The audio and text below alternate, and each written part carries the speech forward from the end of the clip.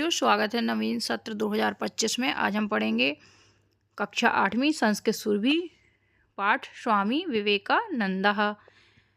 बहुजन हिताय बहुजन सुखाय, बहुजन के हितों के लिए और बहुजन के सुखों के लिए। इत्यस्मिन् कार्ये संलग्नस्य स्वामी विवेकानन्दस्य बाल्यकालस्य नाम नरेंद्रनाथः आसीत्। इस कार्य में संलग्न स्वामी विवेकानंद जी के बचपन का नाम नरेंद्रनाथ था। तस्य जन्म जनवरी मासस्य द्वादशे दिनांके 1863 ख्रीष्टाब्दे कोलकाता नगरे अभवत्। इनका जन्म जनवरी महीने की 12 तारीख को 1863 ईस्वी में कोलकाता नगर में हुआ था। तस्य मातुः नाम भुवनेश्वरी देवी आसीत्। उनकी माताजी का नाम भुवनेश्वरी देवी जी था। तस्य पिता विश्वनाथ दत्तः लब्ध प्रतिष्ठः अभिभाषकः आसीत्। उनके पिता विश्वनाथ दत्त जी प्रतिष्ठित अभिभाषक थे, अर्थात वकील थे। नरेंद्रनाथः बाल्यकालादेव संस्कृतानुरागी कुशाग्र बुद्धि मल्लविद्यादिषु क्रीडासु पारंगतः धार्मिकाश्च आसीत्। स्वामी विवेकानंद बचपन से ही संस्कृत के प्रति अनुराग रखने वाले, कुशाग्र बुद्धि, मल्ल विद्या में निपुण, क्रीड़ाओं में पारंगत और धार्मिक थे। तस्मिन् काले रामकृष्ण परमहंसः अद्वितीय आध्यात्मिक ज्ञान पुंजस्य स्रोतः आसीत्। उसी काल रामकृष्ण परमहंस जी अद्वितीय आध्यात्मिक ज्ञान के पुंज स्रोत थे। तस्य प्रभावेण प्रभावितः नरेंद्रनाथः तस्याद्यो परिव्राजक दीक्षां प्राप्नोत्। प्रभाव से प्रभावित होकर नरेंद्रनाथ ने उनसे ही परिव्राजक की दीक्षा प्राप्त की, अर्थात सन्यासी की दीक्षा ली। दीक्षानंतरम सा स्वामी विवेकानंदः इति नामना प्रसिद्धो अभवत्। दीक्षा के बाद ही वह स्वामी विवेकानंद इस नाम से प्रसिद्ध हुए। ततः सा स्वकीय ज्ञानदीप्तया सदुपदेशैः जनान् आध्यात्मपरायणम् अकरोत्। उन्होंने स्वकीय ज्ञान दीप्ति से के सदुपदेशों से लोगों में आध्यात्म परायण ज्ञान को फैलाया। तस्यावधारणा आसीत् यत् प्रेम्णा सत्येन पराक्रमेण च कार्याणि सिद्ध्यन्ति। उनकी अवधारणा थी कि प्रेम से, सत्य से और पराक्रम से ही कार्य सिद्ध होते हैं। तत्कुरु पौरुषम, इसलिए पौरुष करो। आत्मभावस्य विकासः एव कर्म, अपने आत्मभाव का विकास ही कर्म है। न अनात्मभावस्य विकासः एव अकर्मः, और अपनी आत्मा का विकास न करना ही अकर्म है। दौर्बल्येन किमपि न भवति, दुर्बलता से कुछ भी नहीं होता है। अतः सबलो भव, इसलिए हमें सबल होना चाहिए। जीवस्यार्थः उन्नति अस्ति, जीवन का अर्थ उन्नति है। उन्नतेः तात्पर्यम् हृदयोस्सौदार्यम् अस्ति, उन्नति का तात्पर्य हृदय की उदारता है। परोपकारः एव जीवन गति, परोपकार ही जीवन की गति है। स्वार्थ भावः एव मृत्यु, अपने स्वार्थ का भाव ही मृत्यु है। भावः एव जीवनम, प्रेम का भाव ही जीवन है। द्वेष भावः एव मृत्यु, द्वेष का भाव ही मृत्यु है। प्रेम भावः एव भक्ति ज्ञानम मुक्तिश्चास्ति, प्रेम का भाव ही भक्ति ज्ञान और मुक्ति है। प्रेम बिना नेदम यदिदमुपास्यते, सर्वथा दरिद्र नारायणो सेवितव्यः, हमेशा दरिद्र नारायण को की सेवा करनी चाहिए। यतो ही विभुक्षितः दीनः उपेक्षितः दिव्यांगजनः दुर्बलः यो साक्षादीश्वरः। यतो ही, क्योंकि विभुक्षिता भूखे, दीन, उपेक्षित, दिव्यांगजन, दुर्बल ही साक्षात ईश्वर हैं। अतः एतेषाम् उपासना एव ईश्वरस्य साधना अस्ति, अतः इनकी उपासना ही ईश्वर की साधना है।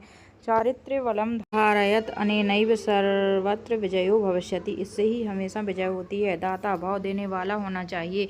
प्रीति ग्रहणस्य कामनां मा कुरु, लेने की कामना मत करो। बसंत वल्लोलकहितं चरत, परोपकारः परम पवित्रम कार्यमस्ति, परोपकार परम पवित्र कार्य है। परोपकारेण चित्तम शुद्धयति, परोपकार से ही चित्त की शुद्धता होती है। अनेनैव ईश्वर प्राप्ति संभवा, इससे ही ईश्वर की प्राप्ति संभव है। सह वेदांत प्रचाराय स्वकीय मकलम जीवनम समर्पयामास, उन्होंने वेदांत के प्रचार के लिए अपना संपूर्ण जीवन समर्पित कर दिया। तेन हिंदू धर्म संस्कृति प्रसारिते, उन्होंने हिंदू धर्म और संस्कृति का प्रसार किया। सह न केवलम परिव्राजकः अपितु परोपकारी दाता लोकसेवका महान देशभक्तः आसीत्। वह केवल न एक परिव्राजक साधु थे, बल्कि परोपकारी दाता लोक सेवक और महान देशभक्त भी थे। शिकागो नगरे विश्व धर्म सम्मेलने सः भारतस्य प्रतिनिधिः अभवत्। शिकागो नगर के विश्व धर्म सम्मेलन में वह भारत के प्रतिनिधि हुए। देश विदेशेषु तस्य बहवः शिष्याः अभवन्। देश विदेशों में उनके बहुत से शिष्य अभवत्। सः यूनां कृते विशिष्ट प्रेरकः पथ प्रदर्शकाश्च आसीत्। वह युवकों के लिए विशिष्ट प्रेरक और पथ प्रदर्शक थे। भारतीय स्वतंत्रता संग्रामे अपि तस्य ऊर्जस्वलानि भाषणानि स्वाधीनता सैनिकानां कृते प्रेरणास्पदानि। भारतीय स्वतंत्रता संग्राम में उनके ऊर्जस्वल भाषण स्वाधीनता सैनिकों के लिए प्रेरणा देने वाले थे। उत्तिष्ठत जाग्रत प्राप्य वरानि बोधत। उठो जागो और अपना अभीष्ट प्राप्त करो इत्युपनिषदः ध्येयवाक्यं सः जीवने आधारयत्। यह उपनिषद का ध्येयवाक्य उनने अपने जीवन में धारण निशम ब्रह्मकर्म साधनां साध्यमानः यो जुलाई मासस्य चतुर्थे दिनांके 1902 की श्रावदे सा ब्रह्मलीनः जातः। अहर्निशं रात दिन ब्रह्म कर्म की साधना करते हुए जुलाई महीने की चौथी तारीख को 1902 ईस्वी में ब्रह्मलीन हो गए। सः न केवलं भारते अपितु विदेशेषु अपि प्रसिद्धः। वह केवल न भारत में बल्कि विदेशों में भी प्रसिद्ध थे। तेन भारतस्य प्राचीन गौरवं विदेशेषु स्थापितम्। उन्होंने भारत का प्राचीन गौरव विदेशों में भी स्थापित किया। रवीन्द्रनाथ टैगोरः कथयति यत् कोऽपि भारतीय संस्कृतिं ज्ञातुम् इच्छति तर्हि प्रथमः तेन स्वामी विवेकानंद विषये पठितव्यम्। रवीन्द्रनाथ टैगोर जी का कथन था कि यदि कोई भारतीय संस्कृति को जानना चाहता है तो वह पहले स्वामी विवेकानंद के विषय में उसको पढ़ना चाहिए। अब आते हैं एक पदेन उत्तरम लिखत। स्वामी विवेकानंदस्य बाल्यकालस्य नाम किमासीत्। नरेंद्रनाथः और भुवनेश्वरी देवी। जी क्रमशः उत्तर होंगे। गा नंबर है नरेंद्रनाथस्य पितुः नाम किमासीत्। विश्वनाथ दत्तः। नरेंद्रनाथ के पिताजी का क्या नाम था? उत्तर होगा विश्वनाथ दत्त। नरेंद्रनाथस्य जन्म कस्मिन् नगरे अभवत्। नरेंद्रनाथ जी का जन्म कौन से नगर में हुआ था? तो कोलकाता नगरे। उनके गुरु का नाम रामकृष्ण परमहंसः।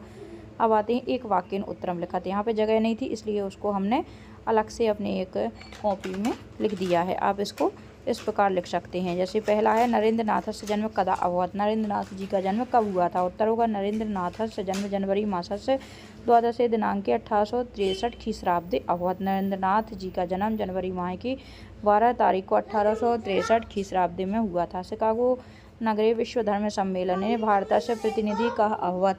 शिकागो विश्व धर्म सम्मेलन में भारत का प्रतिनिधि कौन हुआ? तो उत्तर होगा शिकागो नगरे विश्व धर्म सम्मेलने भारतस्य प्रतिनिधि स्वामी विवेकानंद अभवत्। शिकागो नगर के विश्व धर्म सम्मेलन में भारत के प्रतिनिधि स्वामी विवेकानंद जी। स्वामी विवेकानंद कदा ब्रह्मलीनो अभवत्। स्वामी विवेकानंद जी कब ब्रह्म में लीन हुए? उत्तर होगा स्वामी विवेकानंद जुलाई मासस्य चतुर्थे दिनांके 1902 की श्रावदे ब्रह्मलीनो अभवत्। स्वामी विवेकानंद जी जुलाई मास की 4 तारीख को 1902 ईस्वी में ब्रह्मलीन हुए। घ नंबर है रवीन्द्रनाथ टैगोरस्य किम कथनम अस्ति। रवीन्द्रनाथ टैगोर जी का क्या कथन था? तो अपन ने सबसे अंत में पढ़ा था पाठ में। रवीन्द्रनाथ टैगोरस्य कथनम अस्ति यत् कोऽपि भारतीय संस्कृतिं ज्ञातुमिच्छति तर्हि प्रथमं तेन स्वामी विवेकानंद विषये पठितव्यम्। यदि कोई भारतीय संस्कृति को जानना चाहता है तो उसको सबसे पहले स्वामी विवेकानंद के विषय में जरूर से पढ़ना चाहिए। यूनां प्रेरकः पथ प्रदर्शकश्च कः। युवकों के प्रेरक और पथ प्रदर्शक कौन थे? उत्तर होगा यूनां प्रेरकः पथ प्रदर्शकः स्वामी विवेकानंद। युवकों के प्रेरक और पथ प्रदर्शक स्वामी विवेकानंद जी थे। आगे आते हैं उचितम मेलयत। उचित मेलन कीजिए। नरेंद्रनाथ यो स्वामी विवेकानंद। नरेंद्रनाथस्य माता भुवनेश्वरी देवी। नरेंद्रनाथस्य पिता विश्वनाथ दत्ता। नरेंद्रनाथस्य गुरु रामकृष्ण परमहंसः। नाथस्य प्रिय शिष्या भगिनी निवेदिता। नरेंद्रनाथ जी की प्रिय शिष्या भगिनी निवेदिता जी थी। शुद्ध वाक्यानाम समक्षम आम, अशुद्ध वाक्यानाम समोक्षम ना इति लिखा। सही वाक्यों के आगे आम और गलत वाक्यों के आगे ना लिखिए। पौरुषः कुरु आम आत्मभावस्य विकासा यो कर्मा आम जीवनस्यार्थ उन्नति नास्ति न अर्थभावः यो मृत्यु आम परोपकारः अपवित्रं कार्यमस्ति न चेत पदेन रिक्त स्थानम पूरयत। प्रतिगणस्य कामनां मा कुरु। प्रतिगण की कामना मत करो। चारित्र बलम धारयत। चारित्र बल को धारण करो। नरेंद्रनाथस्य पिता अभिभाषकः आसीत्। नरेंद्रनाथ जी के पिता वकील। अनात्मभावस्य विकासः यो अकर्म। स्वामी विवेकानंदस्य जन्म कोलकाता नगरे अभवत्। अब नामोल्लेखपूर्वक संधि विच्छेद में क्रमशः हो जाएंगी। दीक्षादान अनंतरम दीक्षांतरम दीर्घस्व संधि प्रसिद्धा अभवत्। विसर्ग संधि एव अकर्मः दीर्घस्व संधि तस्य अवधारणा दीर्घस्व संधि अनेन यो व्यंजन संधि कार्यम अस्ति व्यंजन संधि। लोकस्य सेवका लोक सेवका इन सभी में ये तत्पुरुष समास होगा। तेषाम् उपकारः परोपकारः परिव्राजकाणां दीक्षा परिव्राजक दीक्षा जीवनस्य गति जीवन गति ईश्वरस्य प्राप्ति ईश्वर प्राप्ति। तत्पुरुष समास के ये सभी उदाहरण हैं।